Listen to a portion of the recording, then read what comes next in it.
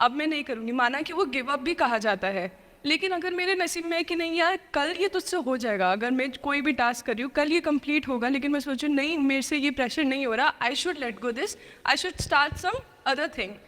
तो क्या ये मुझे लेट गो करना कभी रिग्रेट नहीं कर सकते क्या लाइफ में, यार एक दिन और ट्राई कर लेते तो शायद मिल ही जाता। देखिए, जो नसीब का मामला है, मेरे ख्याल से आपकी उम्र में नसीब को नहीं मानना चाहिए।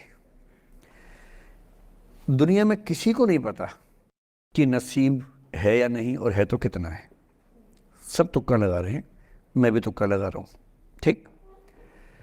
जो हार जाता है ना, उसको तसल्ली देना बहुत ज़रूरी है, वरना वो जी नहीं पाएगा। और पराजित व्यक्ति को तसल्ली देने के लिए सबसे अच्छा शब्द है नसीब, भाग्य, नियति। बहुत ज़रूरी है।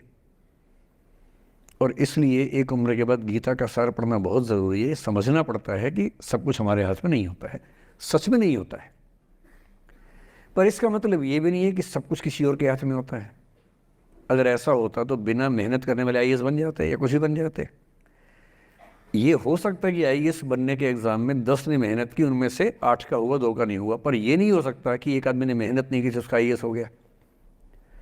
बिना मेहनत के तो नसीब भी नहीं मिलने वाला है। इसलिए ये मान लीजिए कि कुछ ना कुछ चीज़ें हमारे कंट्रोल में नहीं है, लेकिन जितना कंट्रोल में है उस पर पूरी ताकत लगाएंगे, पूरा डिसिप्लिन रखेंगे, तो हम अपनी किस्मत सबसे अच्छी लिख पाएंगे। सबसे अच्छी मतलब बाकियों से नहीं, मेरी जितनी अच्छी हो सकती है उतनी अच्छी लिख पाएंगे। और इसलिए अगर आपको लगे कि मैं नहीं कर पाऊंगी कोई काम, तो उसको गिव अप ही कहते हैं।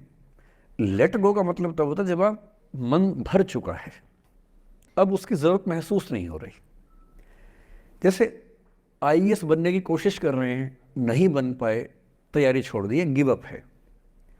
बन गए, नौकरी की, मज़ा नहीं आया, छोड़ दिया, ये लेट गो है। लेट गो करने के लिए पहले हासिल करना पड़ता है, या हासिल होने से पहले उस मनोभूमि पर पहुंचना पड़ता है जहां हासिल होने का सुख आपने महसूस कर लिया और उसमें मज़ा नहीं आया, ठीक ही है, औसत है, तब छोड़ दिया। इसलिए आपकी उम्र को शोभा नहीं देता कि हम नसीब की बात करें, ये शोभा देता है मेरी उम्र को। तो 30-40 के बाद नसीब, भाग्य, नियति चलेगा। फिलहाल कर्म पे भरोसा कीजिए, मेहनत, डिसिप्लिन, और मोटिवेशन से ज़्यादा महत्वपूर्ण है डिसिप्लिन, ध्यान रखिएगा। मोटिवेशन का ग्राफ ऐसा होता है, फिर ऐसे नीचे आता है धीरे धीरे। डिसिप्लिन ऐसे रहता है, और डिसिप्लिन वाला व्यक्ति हमेशा मोटिवेशन वाले व्यक्ति से ज़्यादा सफल होगा, ये मान के चलिए। सबसे अच्छा क्या है? Motivation with discipline.